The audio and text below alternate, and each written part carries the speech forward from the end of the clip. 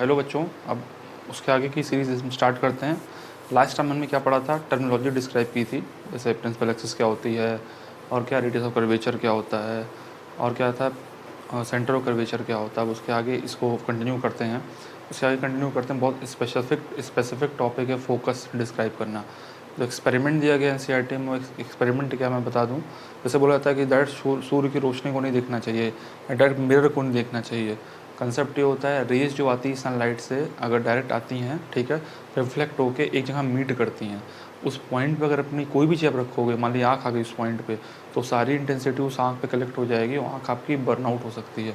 ऐसे ही आप बचपन में एक्सपेरिमेंट करते थे, लेंस लेते थे या मिरर लेते थे, सनलाइट को इकट्ठा करते थे, रिफ्लेक्ट होके एक वाइट स्पॉट बनता था। उस वाइट स्पॉट पे कागज़ रखते थे, कागज़ जल जाता था। ये क्या था, मतलब वाइट स्पॉट पे कागज़ क्यों जल रहा है? क्योंकि सारी लाइट उस पर टकराने के बाद इकट्ठा हो रही हैं। मतलब सारी लाइट एक जगह इकट्ठा होंगी तो क्या होगी, सारी एनर्जी एक जगह इकट्ठा होगी। अब एनर्जी जब एक जगह इकट्ठा होगी तो उसे बर्न कर देगी या जला देगी, सीधी सी बात है। और एनर्जी अगर डिस्ट्रीब्यूट होती तो नहीं जला पाती। अब रेज सारी आ रही हैं अलग अलग डायरेक्शन से, तो एनर्जी डिस्ट्रीब्यूट है। रिफ्लेक्ट होने के बाद जहाँ कंसनट्रेट हो जा रही हैं, तो उस कंसनट्रेट पॉइंट को क्या बोलते हैं, फोकस।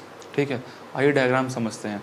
हमें पता है दो तरह के मिरर हम सीखते आ रहे हैं, कॉनकेव कॉन्वेक्स। मैं फिर समझा रहा हूँ, कॉनकेव मतलब एक केव बना अंदर की तरफ, रिफ्लेक्टिंग अंदर की तरफ रहेगा और पॉलिशिंग बाहर की तरफ, इसमें अपोजिट होता है।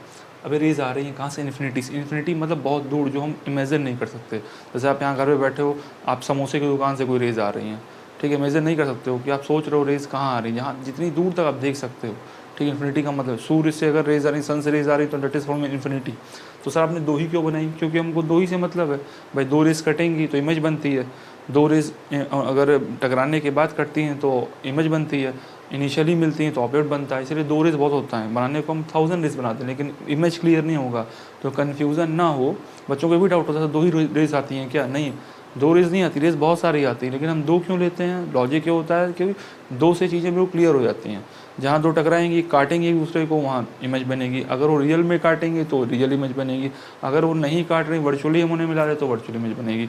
अब इसमें बात करते हैं कि दो रेज हमने लिया, अब दो रेज टकराएंगे, टकराने के बाद कहाँ मिली, देखो फोकस पे। जहाँ मिलती हैं उसको क्या बोलते हैं, फोकस बोलते हैं।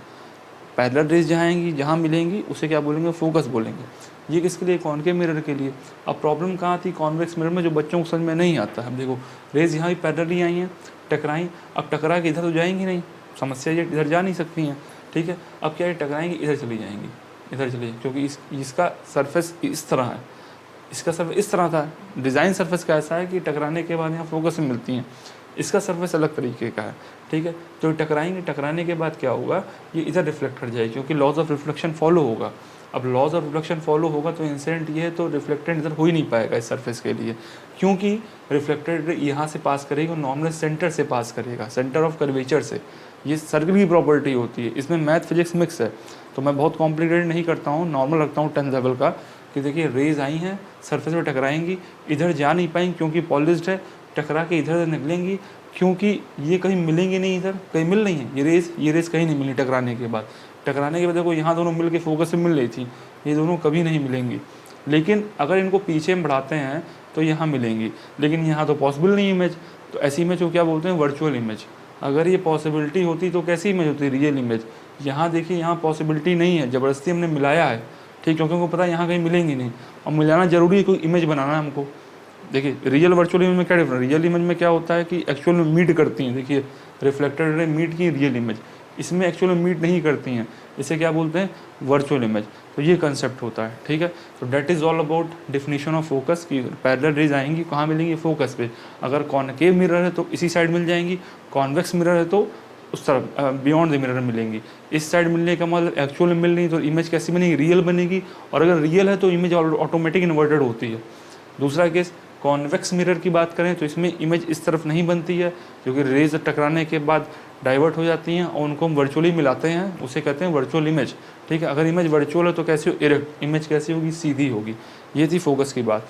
अब क्या होता है, अगला टॉपिक जो होता है रेडियस ऑफ कर्वेचर।